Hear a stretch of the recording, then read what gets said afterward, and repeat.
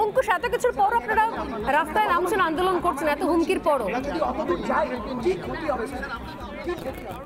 আমি বলতে চাই যেটা হচ্ছে শুধুমাত্র ধর্ষণ এবং শুধুমাত্র খুন দিয়ে এই ঘটনাটাকে কিন্তু বিচার করা সম্ভব নয়। ধর্ষণ জঘন্য, খুন জঘন্য, কিন্তু গাফিলতি সবচেয়ে বেশি জঘন্য। আজকে এই আন্দোলন আমাদের জন্য বন্ধ করার ক্ষমতা আমাদের নিজেরই নেই, কারণ এই আন্দোলন আমরা শুরু করেছিলাম শুধুমাত্র ডাক্তার সমাজের পক্ষ থেকে, কিন্তু আজকে এই আন্দোলন মানুষের আন্দোলনে পরিণত হয়েছে। মানুষ নিজে আন্দোলনকে নিজের হাতে তুলে নিয়েছে, তাই আন্দোলন বন্ধ করা আমাদের পক্ষে সেই ক্ষমতাটাই নেই। যদি আমরা আজকে এই আন্দোলন তুলে নিই বা আন্দোলন বন্ধ করি, তাহলে সেটা শুধুমাত্র দায়ভার থেকে মুক্ত হওয়া নয়, সেটা মানুষের কাছে অপরাধ বলে আমি মনে করি।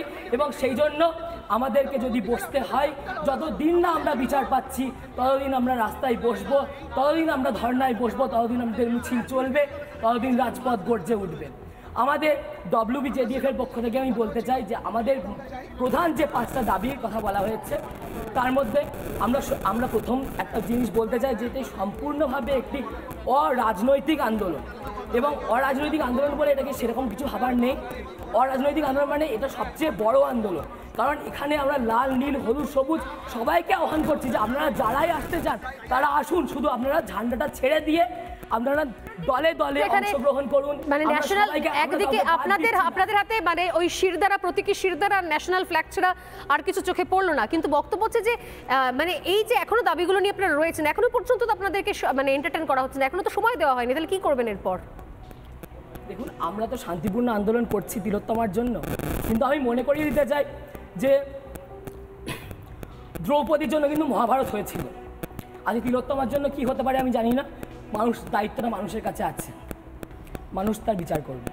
একদমই তাই। আবারও ওখানে চলছে, আমি সৈকতের সঙ্গে যোগাযোগ করার চেষ্টা করছি, যদি যোগাযোগ করতে পারি আমি আবারও কথা বলবো আমি শতরূপের কাছে। শতরূপ, কি চলছে এটা? মানে আমি কিছু শুরুতেই বলছিলাম যে বিরোধী পক্ষের ক্ষেত্রে এক ধরনের ট্রিটমেন্ট দেখি, এখন কি পুলিশ মনে করছে গোটা রাজ্যে যারাই প্রতিবাদ করছে তারা সবাই বিরোধী পক্ষ? দেখো স্বর্ণালী, স্বৈরাচারীর কাছে না আলাদা করে কে পতাকা নিয়ে আমাকে প্রশ্ন করছে আর পতাকা নামিয়ে রেখে কে প্রশ্ন করছে তার জন্য দুটো আলাদা ট্রিটমেন্ট থাকে না। যে স্বৈরাচারী সে কারুর প্রশ্নেরই মুখোমুখি হবে না, স্বৈরাচারী মমতা কারুর প্রশ্নেরই মুখোমুখি হবেন না। এবং এটা যুগে যুগে দেশে দেশে সত্যি। হিটলার কখনো বলেননি যে তুমি অমুক পার্টির হলে আমায় প্রশ্ন করতে পারবে না, কিন্তু তমুক পার্টির হলে তুমি আমায় প্রশ্ন করতে পারবে, এটা হয় না কখনো।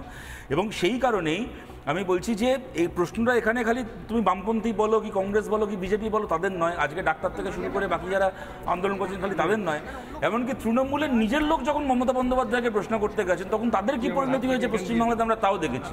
কখনো শিলাদিত্য চৌধুরীকে জেল খাটতে হয়েছে, কখনো শুভেন্দু শেখর রায়কে লালবাজারে হাজিরা দিতে হয়েছে।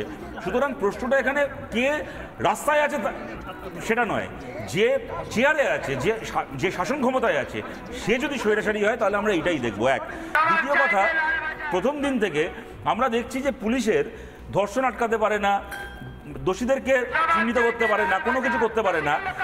এরা হচ্ছে গুজব ঠেকাতে এদের বিরাট তৎপরতা আছে, সেটা হয়তো কোনো অন্যায়ও নয়, গুজব ঠেকানো উচিত, অপপ্রচার ঠেকানো উচিত। কিন্তু আমি জানতে চাই শুভেন্দু শেখর রায় কেন বলেছেন যে পুলিশের কুকুর সকালে যায়নি দুপুরে গেছে? আসলে কুকুরটা সকালে গেছিল, তার জন্য শুভেন্দু শেখর রায়কে পর্যন্ত লালবাজারে তলব করা হয়েছে, কুণাল সরকারদেরকে লালবাজারে তলব করা হয়েছে। কিন্তু এই যে পুলিশ একটার পর একটা গুজব ছড়িয়ে যাচ্ছে, কখনো প্রেস কনফারেন্স করে বলতে জায়গাটা চাদর দিয়ে ঘেরা ছিল, পরবর্তীকালে অভয়ের বাবা মা বললেন যে আদৌ সেখানে কোনো চাদর ছিল না। পুলিশ ছবি দেখিয়ে একজনকে ওই ঘটনার সময় একজনকে দেখালো, বলল সে নাকি ফিঙ্গারপ্রিন্ট এক্সপার্ট, পরবর্তীকালে দেখা গেল যে সে হচ্ছে অভিক দে বলে একজন হচ্ছে SSKM এর একজন ডাক্তারের ছাত্র বা হোয়াটএভার ডাক্তার, এবং সে হচ্ছে তৃণমূল কংগ্রেসের একজন কর্মী, তৃণাঙ্কুর ভট্টাচার্যের পেছনে মিছিলে বসে থাকে। সুতরাং এই যে পুলিশ প্রেস কনফারেন্স করে একটার পর একটা গুজব ছড়িয়ে যাচ্ছে, এদের বিচারটা এবার কে করে?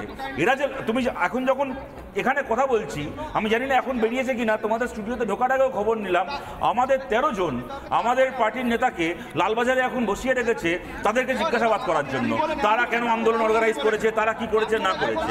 মানে পুলিশ এত কিছু করছে, কিন্তু পুলিশ যে প্রেস কনফারেন্স করে গুজব ছড়াচ্ছে তার বিরুদ্ধে বলার কেউ নেই, ব্যবস্থা নেওয়ার কেউ নেই। আর দেখো আমি শেষ খবর রয়েছে কোন মিছিল কোন আন্দোলন কারা কারা কোন নেতা অর্গানাইজ করছে, কিন্তু সেদিনকে রাত্রিবেলা কারা কি ভাঙচুর করলো তার জন্য পুলিশকে সোশ্যাল মিডিয়ায় গোল্লা পাকাতে হয়। দেখো মোহনবাগান ইস্ট বেঙ্গলের ম্যাচের দিন কলকাতায় কোথাও কোনো বোম ফাটলো? কোথাও কোনো কামান হলো, কামান চালালো কেউ, কোনো নাশকতার ঘটনা ঘটলো, কিন্তু পুলিশ খেলা বাতিল করলো, বললো ওদের কাছে নেই খবর আছে নাশকতা হবে। মানে যে নাশকতা হয় না তার ওদের কাছে খবর থাকে, আর 14 তারিখ রাত্রিবেলা যে ভাঙচুর হয় তার খবর থাকে না।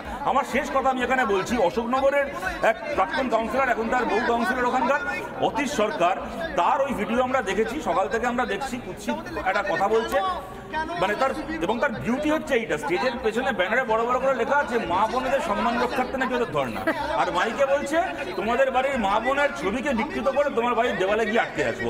এখন তৃণমূল বলছে তাকে হচ্ছে নাকি সাসপেন্ড করেছে। আমি জানতে চাই এটা কি খালি একটা দলীয় শৃঙ্খলার প্রশ্ন? আমি জানতে চাই স্বর্ণালী, একজন মানুষ যদি বলে সে তোমার বাড়ির মা বোন হোক, আমার বাড়ির মা বোন হোক, যার বাড়ির মা বোন হোক, কোনো একজন মানুষ যদি বলে মহিলাদের ছবিকে বিকৃত করে দেওয়ালে টাঙানো হবে, এইটা একটা ক্রাইম কি ক্রাইম নয়? এইটা অপরাধ কি অপরাধ নয়? তাহলে সেই লোকটাকে পুলিশ গ্রেপ্তার করবে কি করবে না? আমি বলছি এখানে সিপিএম, তৃণমূল, বিজেপি, কংগ্রেসের ব্যাপার নেই। আমি ধরে নিচ্ছি এখানে আরজি করের কোনো ঘটনা ঘটেনি। এমনি একজন লোক যদি রাস্তায় দাঁড়িয়ে বলে যে আমি মহিলাদের ছবিকে বিকৃত করব, করে সেই ছবি আমি পাবলিক ডিসপ্লে করব, তাকে অ্যারেস্ট করার কথা কি কথা নয়? আমি জানতে চাই করা হয়েছে? এইটা কি হচ্ছে আমাদের রাজ্যে? আমরা গর্ব করি স্বর্ণালী, এখানে এটা সিপিএম এর কৃতিত্ব নয়, বামপন্থের কৃতিত্ব নয়, আমাদের বাঙালির সমাজ। আমরা গর্ব করে বলি ইউরোপের বাইরে পৃথিবীর প্রথম রেনেসা হয়েছিল বাংলায়। ভারতীয় মেডিসিনের প্রথম চিকিৎসক জন্মেছিলেন এই বাংলায়, ডক্টর কাদম্বিনী গাঙ্গুলি। আমরা কাদম্বিনী গাঙ্গুলির রক্ত শরীরে নিয়ে আছি, আমরা কাদম্বিনী গাঙ্গুলির সন্তান। আর সেইখানে নতুন এক মহিলা ডাক্তার হয়েছে, কলকাকলি ঘোষ দস্তিদার। তার দাবি হচ্ছে যে মহিলারা ডাক্তার হয়েছে তারা নাকি কোলে বসে পরীক্ষা দিয়েছে বলে ডাক্তার হয়েছে। কাদম্বিনী গাঙ্গুলির রাজ্যে দাঁড়িয়ে আজকে আমাদেরকে এই কথা শুনতে হচ্ছে মহিলা ডাক্তাররা কোলে বসার যোগ্যতায় তারা ডাক্তার হয়েছেন, কলকাকলি ঘোষ দস্তিদার বলছে। তাকে গ্রেফতার করা হবে কি করা হবে না? সে একটা ফেসবুকে 2 লাইন ক্ষমা চেয়ে দিল, সব কিছু মাফ হয়ে গেল। সব সোশ্যাল মিডিয়ায় চলছে, সরকারটাই চলছে সোশ্যাল মিডিয়ায়। আমি একটু সবাইকে থামিয়ে একবার এই মুহূর্তে যাবো ডাইরেক্ট। আমি জানি না ওখানে প্রচন্ড কথা কাটাকাটি হচ্ছে। আমাদের প্রতিনিধি সৈকত রয়েছেন। সৈকত, কি চলছে? বিনীত গোয়েলের এখনো পর্যন্ত এটুকু মেরুদণ্ড হলো না যে এতজন ডাক্তার, হাজার হাজার ডাক্তার তারা অপেক্ষা করছেন সকাল থেকে, তাদের সঙ্গে ন্যূনতম সৌজন্যটুকু রেখে তাদের দাবিগুলো শোনা।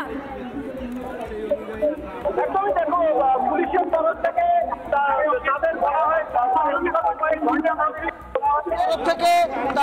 তাদের বলা হয় মানে বিগত কয়েক ঘন্টা ধরে যেটা বলা হচ্ছে যে পুলিশ অ্যালাউ করবে এই আন্দোলনকারীদের মধ্যে 20 জনের যে প্রতিনিধি দল তাদেরকে অ্যালাউ করবে লালবাজার অবধি। কিন্তু আন্দোলনকারীরা বলছেন প্রতিনিধি দল যাবে, কিন্তু তার আগে এই মিছিলে এখনো পর্যন্ত যারা আছেন প্রত্যেককে বেন্টিং স্ট্রিট যে ক্রসিং, সেই বেন্টিং স্ট্রিট ক্রসিং অবধি তাদেরকে অ্যালাউ করতে হবে। তারপরে তারা প্রতিনিধি দল যাবেন লালবাজারে 20 জনের। এমনকি আন্দোলনকারীরা বললেন কোনো ধরনের কোনো ভায়োলেশনস হবে না, কোনো ধরনের কোনো ভায়োলেশনস হবে না। তবুও পুলিশ কিন্তু এই মিছিলকে বেন্ডিং স্ট্রিট অবধি যেতে দিতে রাজি নয়।